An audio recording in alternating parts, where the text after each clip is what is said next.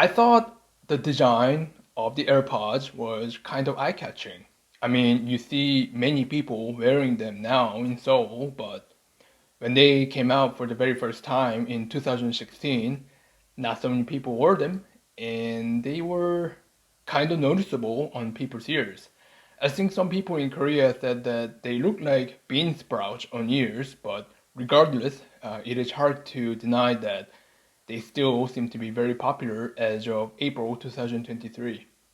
A couple of small downsides I noticed after using them for more than 3 years now is that first, the battery life on the earphone units have declined significantly.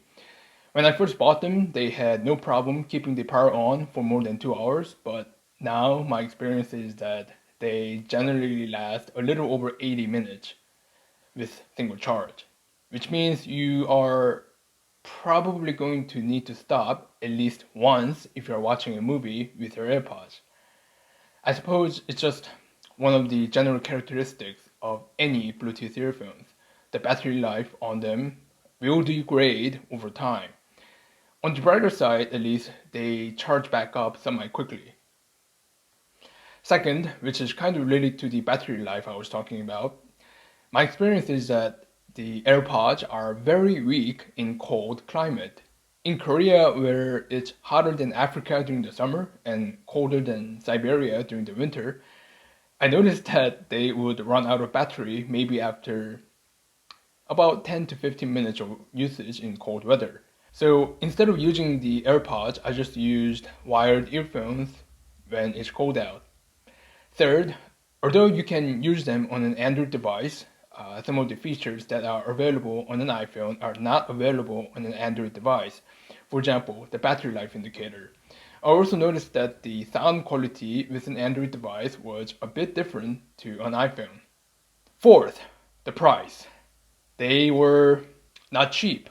The pair I bought is the second generation, and I paid less than 100,000 Korean won, or 77 US dollars, because there was a promotion. But the third generation that is currently available for sale is 259,000 Korean won, or 200 US dollars.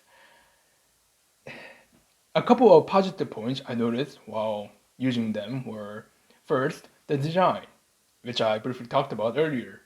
I thought they were distinctive and unique looking. Second, reliability.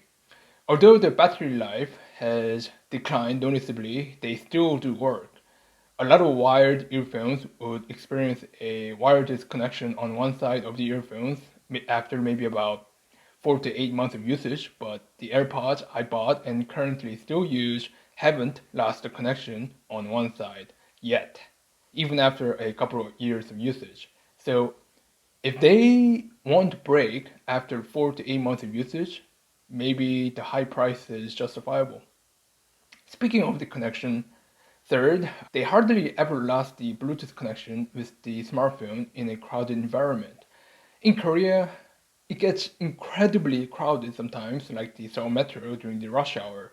And I noticed that some of the other inexpensively made Bluetooth earphones would constantly lose the Bluetooth connection between the earphone unit and the smartphone, creating a lag or brief pauses while listening.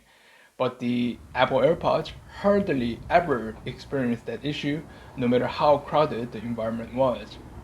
I like that. I suppose you get what you pay for. Fourth, unlike some of the other inexpensively made Bluetooth earphones, you don't have to reset the earphone unit every time you want to connect them to another device. Once you register the AirPods to whatever the device it may be, like a laptop or an Android smartphone or an iPhone, you don't have to reset the AirPods. You just need to connect the AirPods via Bluetooth to the device without resetting the AirPods. Fifth, the compatibility between other Apple devices. Without manually establishing the Bluetooth connection, the AirPods would automatically switch over to another Apple device when they are needed. For example, the AirPods would automatically switch over from a YouTube video you're watching on a MacBook to the music you're playing on your iPhone without manually connecting the AirPods on the iPhone's settings menu. I thought this was convenient. Also, if I take off the AirPods from my ears while watching a YouTube video, the YouTube video would automatically pause. I thought this was a cool feature.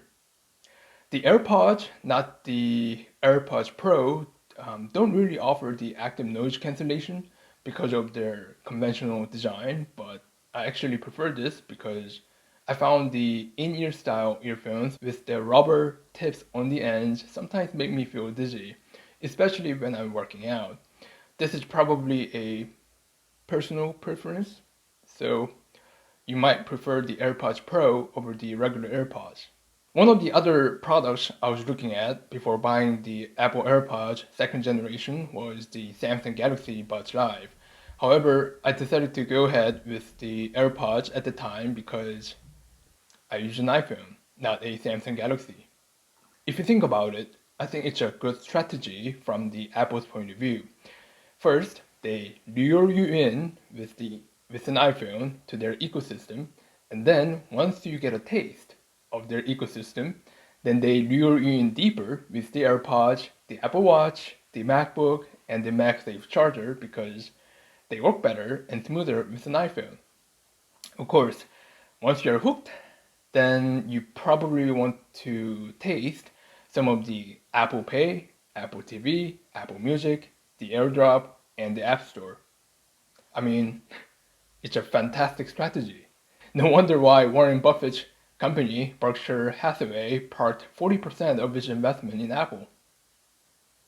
I suppose the next thing for Apple could be the Apple Car, Apple's very own electric vehicle, or the Apple Bank, Apple's very own online financial institution.